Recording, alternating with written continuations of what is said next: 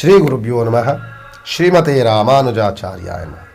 ವೀಕ್ಷಕ ಸ್ನೇಹಿತರಲ್ಲಿ ನಮನಗಳನ್ನು ಸಲ್ಲಿಸುತ್ತಾ ನೋಡಿ, ನವರಾತ್ರಿಯ 4ನೇ ದಿವಸ 4ನೇ ಅವತಾರ, ದೇವಿಯ 4ನೇ ಅವತಾರ ಅಂದರೆ ಕೂಷ್ಮಾಂಡ ದೇವಿ.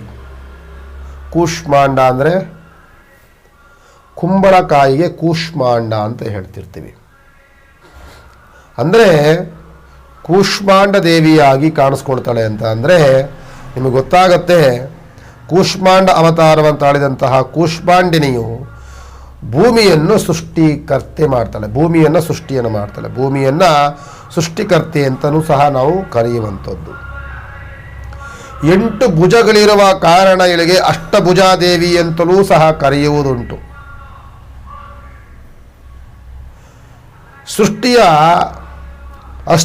ಅಸ್ತಿತ್ವವೇ ಇಲ್ಲದ ಇದ್ದಾಗ, ಸೃಷ್ಟಿಯ ಅಸ್ತಿತ್ವವೇ ಇರಲಿಲ್ಲ ಭೂಮಿಯಲ್ಲಿ, ಜಗತ್ತಿನಲ್ಲಿ, ಆಗ ಎಲ್ಲೆಡೆ ಅಂಧಕಾರವೇ ಆವರಿಸ್ಕೊಂಡಿರುತ್ತೆ, ಎಲ್ಲ ಕಡೆ ಕತ್ತಲೆಯೇ ಆವರಿಸಿಕೊಂಡಿದ್ದಾಗ, ಅಂಧಕಾರವೇ ಆವರಿಸಿಕೊಂಡಿದ್ದಾಗ ದೇವಿಯು ತನ್ನ ಈಶ್ವತ್ ಸ್ವರೂಪವನ್ನು ತಾಳಿ ಬ್ರಹ್ಮಾಂಡವನ್ನು ಸೃಷ್ಟಿ ಮಾಡ್ತಾಳೆ. ಬ್ರಹ್ಮಾಂಡವನ್ನು ಸೃಷ್ಟಿ ಮಾಡಿ ಪಶು ಪಕ್ಷಿ ಎಲ್ಲವೂ ಜನನವನ್ನು ತಾಳುತ್ತೆ. ಗಿಡ ಮರ ಬಳ್ಳಿಗಳನ್ನು ಸೃಷ್ಟಿಯನ್ನು ಮಾಡ್ತಾಳೆ. ಅನಂತರದಲ್ಲಿ ಕೂಷ್ಮಾಂಡ ದೇವಿ ಅವತಾರ ಅಂದರೆ ಇದು ಇಂದಿನ ಅವತಾರಕ್ಕೆ ಹೋಗುತ್ತೆ. ದೇವಿಯು ಬ್ರಹ್ಮ ವಿಷ್ಣು ಮಹೇಶ್ವರರ ಇಂದಿನ ಅವತಾರದಲ್ಲಿರುವಂಥ ಅವತಾರವನ್ನು ಈ ನವರಾತ್ರಿಯಲ್ಲಿ ಕೂಷ್ಮಾಂಡ ದೇವಿ ರೂಪದಲ್ಲಿ ಪೂಜೆಯನ್ನು ಮಾಡ್ತಾರೆ. ಅಂದರೆ ಆಗ ಕೂಷ್ಮಾಂಡ ದೇವಿ ಬ್ರಹ್ಮನನ್ನು ಸೃಷ್ಟಿ ಮಾಡ್ತಾಳೆ. ಬ್ರಹ್ಮನನ್ನು ಸೃಷ್ಟಿ ಮಾಡಿದ ನಂತರದಲ್ಲಿ ಜಗತ್ತಿನಲ್ಲಿ ಯಾವುದೂ ಸಹ ಜೀವಿಯೇ ಇಲ್ಲದೆ ಇದ್ದಾಗ 8 ಭುಜಗಳು 3 ಕಣ್ಣುಗಳು ಭಯಂಕರ ಅವತಾರವನ್ನು ತಾಳಿದಂತಹ ಕೂಷ್ಮಾಂಡ ದೇವಿ ಆಯಿತು ನನ್ನ ವಿವಾಹವನ್ನಾಗು ಅಂತೇಳೆ. ಬ್ರಹ್ಮದೇವ ಗಾಬರಿಯನ್ನು ಪಡ್ತಾನೆ. ನನ್ನನ್ನು ಸೃಷ್ಟಿ ಮಾಡಿದಂತಹ ಮಾತೆ ನನ್ನನ್ನೇ ವಿವಾಹವಾಗುವಂತಳಲ್ಲ, ಹೇಗೆ ಇದು ಆಗೋದಿಲ್ಲ ಅಂದಾಗ ತನ್ನ 3ನೇ ಕಣ್ಣಿಂದ ಅವನನ್ನು ಸುಟ್ಟು ಬಿಡ್ತಾಳೆ. ಮತ್ತೆ ವಿಷ್ಣುವನ್ನು ಸೃಷ್ಟಿ ಮಾಡ್ತಾಳೆ. ವಿಷ್ಣು ಆಗೋದಿಲ್ಲ ಅಂತಾನೆ ವಿಷ್ಣುವನ್ನೂ ಸಹ ಭಸ್ಮ ಮಾಡ್ತಾಳೆ. ಶಿವನನ್ನು ಸೃಷ್ಟಿ ಮಾಡ್ತಾಳೆ. ಇನ್ನೊಂದು ರೂಪ ಸೃಷ್ಟಿ ಆಗತ್ತೆ.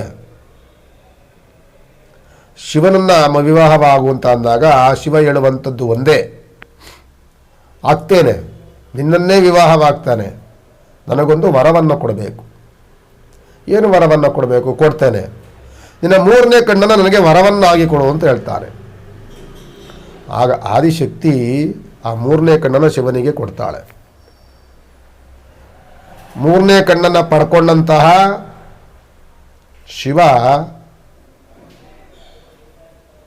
ಆ ದುರ್ಗಾ ಮಾತೆಯನ್ನೇ ಸುಟ್ಟುಬಿಡ್ತಾನೆ, ಆದಿಶಕ್ತಿಯನ್ನು ಸುಡ್ತಾನೆ. ಯಾಕೆ ಅಂದರೆ ವಿವಾಹವಾಗುವಂತಳಲ್ಲ. ನಂತರದಲ್ಲಿ ಶಿವ ಆಕೆಗೆ ಹೇಳಿರ್ತಾನೆ, ಮುಂದೆ ನೀನು ಮಾನವನ ರೂಪವನ್ನು ತಾಳಿ ಬಂದ ನಂತರದಲ್ಲಿ ನಿನ್ನನ್ನೇ ನಾನು ವಿವಾಹವಾಗ್ತೀನಿ ಅಂತ ಅಂದಾಗ ಆಕೆಯೇ ದುರ್ಗಾ ಪರಮೇಶ್ವರಿ ಅವತಾರವಂತ ಜಗನ್ಮಾತೆಯೇ ದಕ್ಷ ಬ್ರಹ್ಮನ ಮಗಳಾಗಿ ಜನನವನ್ನು ತಾಳ್ದಂತಹ ಸತೀದೇವಿ. ಮತ್ತೆ ಮತ್ತೆ ಅವತಾರವನ್ನು ಅವಳು ಯಾವ ಬೇಕಾದರೂ ಭಯಂಕರವಾದ ಘೋರ ಅವತಾರವನ್ನು ತಾಳ್ತಾ ಇರ್ತಾಳೆ. ನೀವು ನೋಡಿರ್ಬೋದು, ದುರ್ಗಿ ಅವತಾರವನ್ನು, ಭೈರವಿ ಅವತಾರವನ್ನು ಆಗಾಗಲೇ ತೆಗೆದುಕೊಳ್ತಾಳೆ ಇರ್ತಾಳೆ.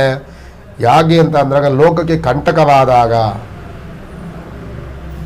ಆದಿಶಕ್ತಿ ಸ್ವರೂಪವನ್ನು ಮತ್ತೆ ಪಾರ್ವತಿ ಯಾವ ಬೇಕಾದ್ರೂ ತಗೊಳ್ಕೊಳ್ಬೋದು. ಇಂತಹ ಕೂಷ್ಮಾಂಡ ದೇವಿ ಅಂದರೆ ನಂತರದಲ್ಲಿ ನೀವು ನೋಡ್ಬೋದು, ಶಿವ ವಿಷ್ಣುವನ್ನು ಮತ್ತೆ ಸೃಷ್ಟಿ ಮಾಡ್ತಾನೆ. ವಿಷ್ಣುವಿನ ಉದರದಲ್ಲಿ ಮತ್ತೆ ಕಮಲ ಹುಟ್ಟುತ್ತೆ, ಕಮಲದಲ್ಲಿ ಬ್ರಹ್ಮ ಹುಟ್ಟುತ್ತಾನೆ. ಹಿಂಗೆ ದೈವ ಸಂತತಿಗಳು ಸೃಷ್ಟಿ ಆಗ್ತಾ ಇರುತ್ತೆ ನಂತರದಲ್ಲಿ. ಇದಕ್ಕೆ ಮೂಲ ಕಾರಣನಾದಂಥವಳು ಕೂಷ್ಮಾಂಡ ದೇವಿ, ಜಗನ್ಮಾತೆ. ಇಂಥ ಅವತಾರದ ದಿನವೇ ನವರಾತ್ರಿಯ 4ನೇ ಅವತಾರವಾಗಿ ಕೂಷ್ಮಾಂಡ ದೇವಿಯ ಪೂಜೆಯನ್ನು ನವರಾತ್ರಿಯಲ್ಲಿ ಮಾಡುವಂಥದ್ದು. ನಾವೆಲ್ಲರೂ ಸಹ ಎಷ್ಟೋ ಜನಗಳಿಗೆ ವಿವಾಹವಾದ ನಂತರದಲ್ಲಿ ಸಂತಾನ ಫಲಗಳಿರೋದಿಲ್ಲ. ಇಂತಹ ಸಂತಾನ ಫಲ ಯಾರಿಗೆ ಇರೋದಿಲ್ಲ, ಇಂಥವರು ಕೂಷ್ಮಾಂಡ ದೇವಿಯ ಅವತಾರದ ದರ್ಶನವನ್ನು ಮಾಡಬೇಕು.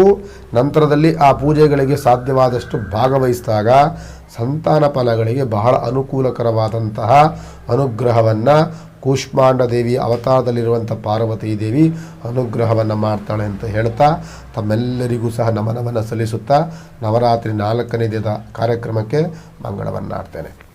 ನಮಸ್ಕಾರ.